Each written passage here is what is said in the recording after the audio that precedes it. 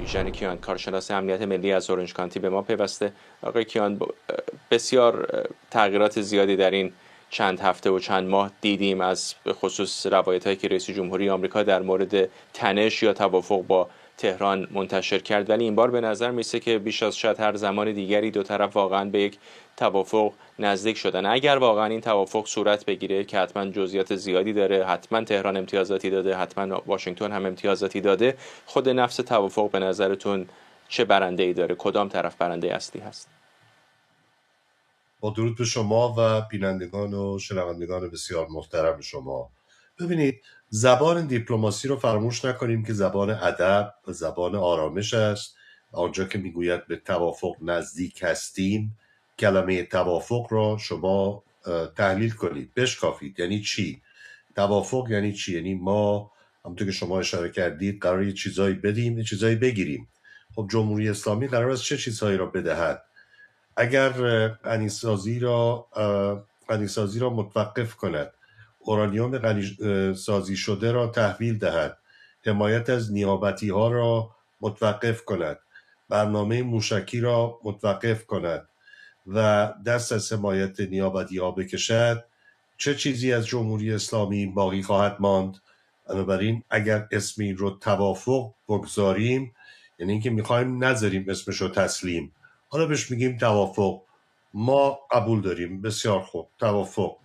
ولی در اصل چه توافقی ایجاد شده؟ این صحبتی که رویترز گفته است که امارات میخواهد پول به جمهوری اسلامی بدهد، میلیاردها دلار را آزاد بکند، اشتباه نشه، این دارایی های مسدود شده توسط آمریکا نیست. ممکنه پولی باشه که در بانک های امارات جمهوری اسلامی در معاملات خودشون گذاشتن و به هیچ عنوان.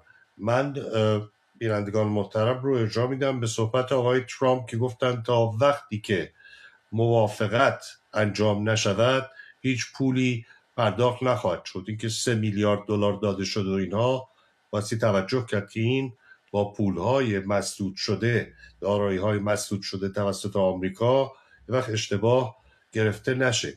ببینید، به طور قطع بایستی قبول کنیم که جمهوری ببخشید حرفتون اسلامی رو قطع میکنم آقای کیان. میفهمم که ممکنه از نظر فنی این پولی نیستش که آمریکایی ها مصادره کرده بودن، اما با چراغ سبز آمریکایی ها این پول های ایران هم احتمالاً از قطر و امارات آزاد میشن دیگه. خود این بالاخره پوله. برای مقامات جمهوری اسلامی وقتی این اسکناس ها رو در دست دارن خیلی فرقی نمیکنه اگه از نیویورک آمده باشه یا از دبی.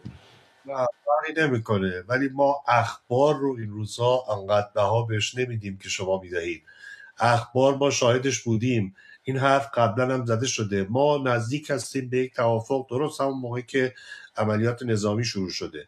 این بار هم باور نمی کنیم، مردم هم باور نمی کنند فرزاد، برای اینکه این مطالب رو ما شنیدیم قبلا. من برمیگردم به صحبتی که خود آقای ترامپ کرده، صحبتی که وزیر خزانه‌داری کرده. هیچ پولی تا وقتی که توافق کامل و دائمی و قابل قبول از منظر ایالات متحده حاصل نشود، رد و بدل نخواهد شد، هیچ پولی پرداخت نخواهد شد. من اون صحبتی رو که رسما آقای ترامپ انجام داده تکرار میکنم و حتی به خبر رویترز هم نمیتونم بهای زیادی بدم، چون میدونم که نوع صحبت رسانه ها چطور است. مقاماتی به ما گفتند که ما اسامی آنها را نمیتوانیم پاش بکنیم، مطلبی است محرمانه که گفته شده است که پولها پرداخت شده است، یعنی هیچ مسئولیتی برای آنچه که میگویند به عهده نمیگیرند.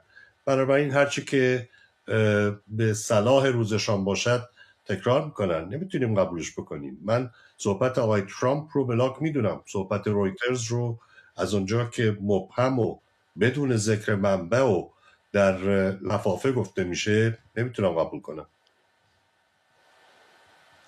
حالا من در موضع دفاع از رویترز نیستم، ولی خب در مقایسه با بسیار از رسانه‌های دیگه معمولا خیلی دست به عصا و محتاط در مورد خبرهای این چنینی رویترز کار میکنه. به هر حال فارغ از اینکه جزئیات یک توافق احتمالی چه باشه آقای کیان، این خیلی با اون حرفای اولیه که کمک در راه هست و برید نهادهاتون رو بگیرید و زمزمه های سقوط رژیم فرق میکنه. اینکه آقای ترامپ الان اسکرینشاتی عکسی از توییت عباس عراقچی منتشر میکنه، میگه تغییر رژیم صورت گرفته، اینها خیلی آدمای عاقل‌تری هستن و حرف از اینه که ممکنه تا به زودی همین آخر هفته معاون او در ژنو احتمالاً با طرف ایرانی ملاقات بکنه و شاید فراتر از اون به توافق برسن. آیا این چیزی است که شما دست کم انتظارش رو داشتید در زمان شروع جنگ، یا فکر میکنید که پروژه جنگ اولیه که آمریکا داشت با اون امیدهایی که ایجاد کرده بود به شکست انجام میده؟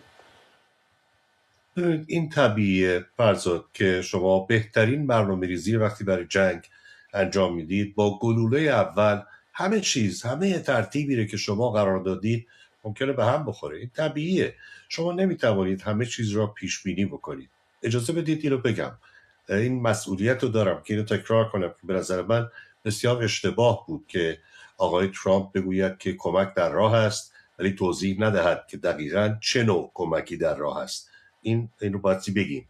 ولی اینکه موضوع دیپلماتیک این است که بله به موافقت نزدیک هستیم و تغییر کرده کاملا، من فکر میکنم که کسی که این رو انکار بکنه شاهد واقعیت ها نیست. البته که تغییر میکنه، باید هم تغییر بکنه، برای اینکه هر نوع صحبت دیپلماتیک بایستی منعطف باشه با شرایط. وقتی شرایط تغییر میکنه، آقای ترامپ امروز میخواهد از یک طرف بگوید مذاکره کنیم، از یک طرف هم بسیار پرقدرت فشار نظامی رو ادامه بده.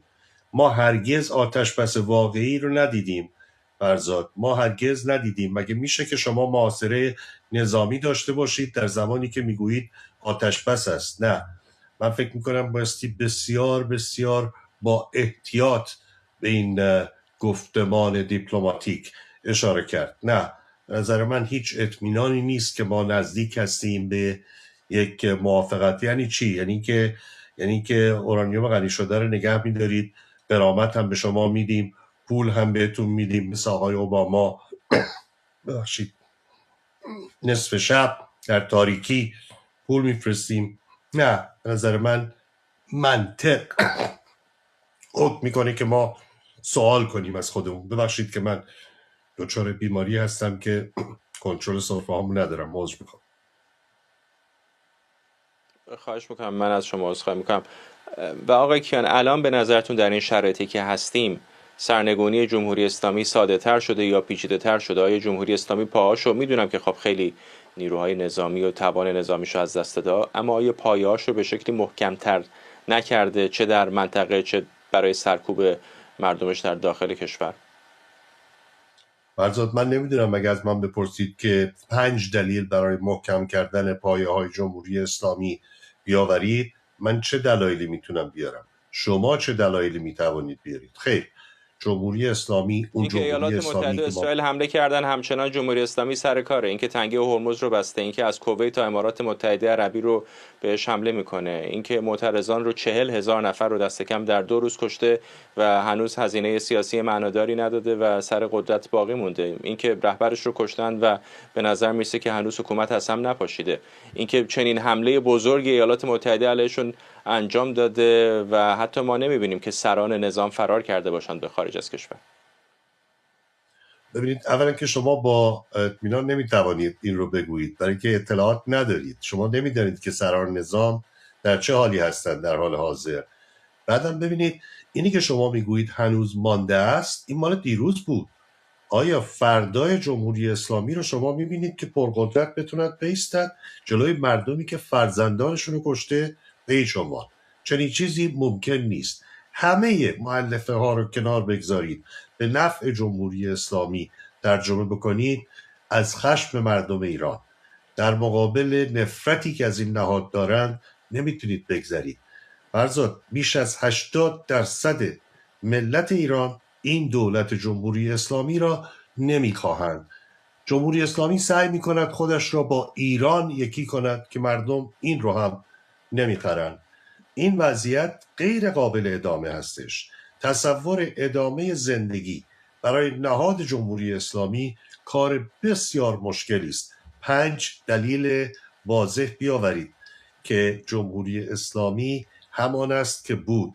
جمهوری اسلامی به زانو در آمده در مقابل مردم ایران.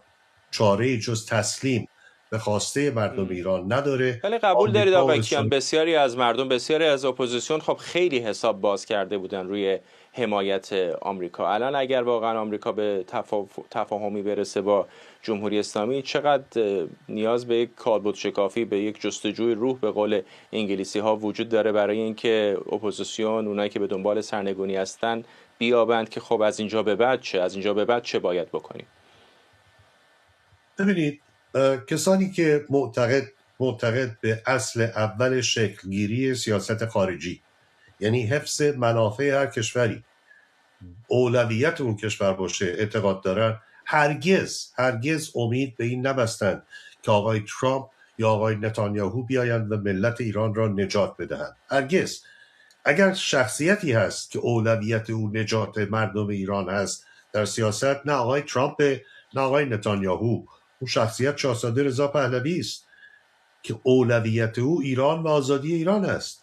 چرا از آقای ترامپ و آقای نتانیاهو بایستی انتظار داشته باشیم که اولویت آنها چیزی به غیر از منافع دولت خودشون و مردم خودشون و خاک خودشون باشه؟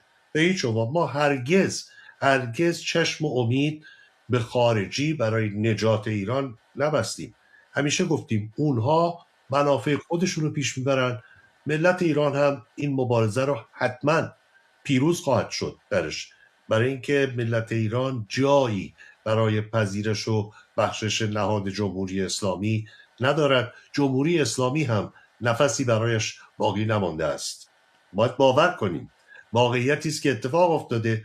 تا وقتی که ما باور نکنیم، مرتب تکرار میکنیم که نه، جمهوری اسلامی آینده دارد.